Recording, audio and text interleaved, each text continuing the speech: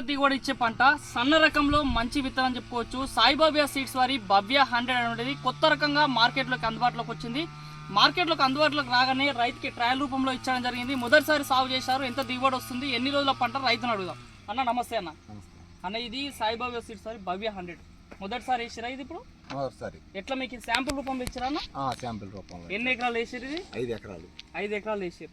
ఎట్లా 5 ఎకరాల్లో first time వేసారు కదా, ఎంత దిగుబడి ఎక్స్పెక్ట్ చేస్తారు? 40 నుంచి 45 దాకా వస్తాయి. 40 నుంచి 40 క్వింటాలా బస్తాలనా? బస్తాలు అంటే ఒక బస్తా ఎన్ని కిలోల బస్తా? 75 కేజీలు. 75 కిలోల బస్తాలు మీకు ఖచ్చితంగా 40 నుంచి 45 బస్తాలు వస్తాయి. ఓకే, ఇది సన్న రకమా దొడ్డు రకమా? సన్న రకం. ఎట్లా తినడానికి అనుకూలంగా ఉండే రకంగా చెప్పుకోవచ్చా?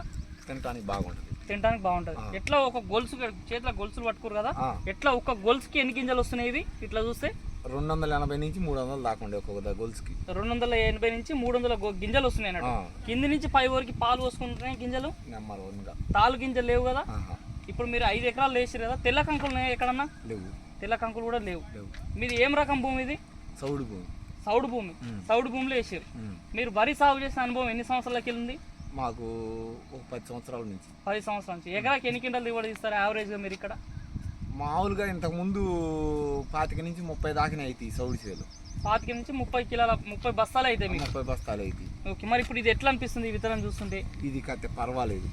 40 నుంచి 45 దాకా అంటే 10 బస్తాలు పెరుగుతుంది సౌడు భూములలో కూడా. ఇది ఈ బస్తా ఇప్పుడు మీరు వేసిన ప్యాకెట్ అనేది ఎంత పట్టింది ఎకరాకి? ఎన్ని కిలో విత్తనం? 8 కేజీలే సరిపోతుంది. 8 కిలో సరిపోయింది అన్నట్టు. ఎట్లా మీరు విత్తనాన్ని మండగట్టి నారదలు కూడా నానబోసి 24 గంటలు మొలక మంచిగా వచ్చిందా విత్తనం? బాగా వచ్చింది.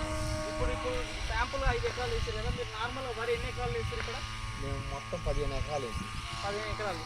ఓకే, ఇప్పుడు పల్నాడు జిల్లా కదా ఇది? పల్నాడు జిల్లా. ఓకే, ఇప్పుడు నెక్స్ట్ రాబోతున్న సీజన్లో వేయాలనిపిస్తుందా ఇదే విత్తనం మళ్ళీ? అంటే మొత్తం ఉన్న భూములలో ఇదే వేయాలనిపిస్తుందా? ఎట్లా అనిపిస్తుంది? ఇదే వేయాలనిపిస్తుంది. చుట్టుపక్కల రైతులను చూస్తే ఏమంటారు విత్తనాన్ని చూసి? బాగుందని చెప్తారు. ఎక్కడ తెచ్చుకున్నారు ఈ విత్తనాన్ని? పద్మా సీడ్స్. ఎక్కడ ఇది? గురిజాల బస్ స్టాండ్ దగ్గర తెచ్చుకున్నారు. మొదటిసారి శాంపిల్ రూపంలో మీకు ఇచ్చారు. ఓకే, కొత్త రైతులు ఎవరైనా సాగు చేసుకుంటే ఎలా ఉంటుంది ఈ విత్తనం? తొలికారుకు కూడా వేసుకోవచ్చు. పునాస్కి యాసంగి 2 పంటలు వేసుకోవచ్చు. తక్కువ రోజులు బాగుంటుంది. తక్కువ రోజుల పంట రావడం వల్ల రైతులకు ఏం బెనిఫిట్ కావచ్చు? మనకి 2 మందు కట్టలు మిగులుతాయి, ఒకసారి మందు కొట్టేది మిగిలింది. ఓకే, మీకు అయిందా అట్లాంటిది? బలం కట్టలు ఎన్ని పడేది దీనికి? 7 వేసి. వేరే పొలానికి అయితే 9 వేసి. 9 వేసారు. 2 బలం కట్టలు కూడా తగ్గినాయి. ఓకే, దీనివల్ల రైతుకు బెనిఫిట్, మంచి దిగుబడి వచ్చే పంట.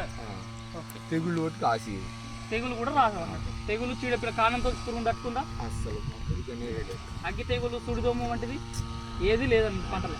ఓకే, ఇప్పుడు మీరు పంటను కోసి అమ్మడానికి తీసుకెళ్ళినప్పుడు మార్కెట్లో ఎట్లా అనిపిస్తుంది? ఈ విత్తనం తీసుకపోతే, ఈ గింజ నాణ్యత తీసుకపోతే మార్కెట్లో ఎట్లా పోతుంది? ఏ రేటు పోతుంది అనిపిస్తుంది ఇక్కడ? అంకుర్ సోనంతో పట్టుబడి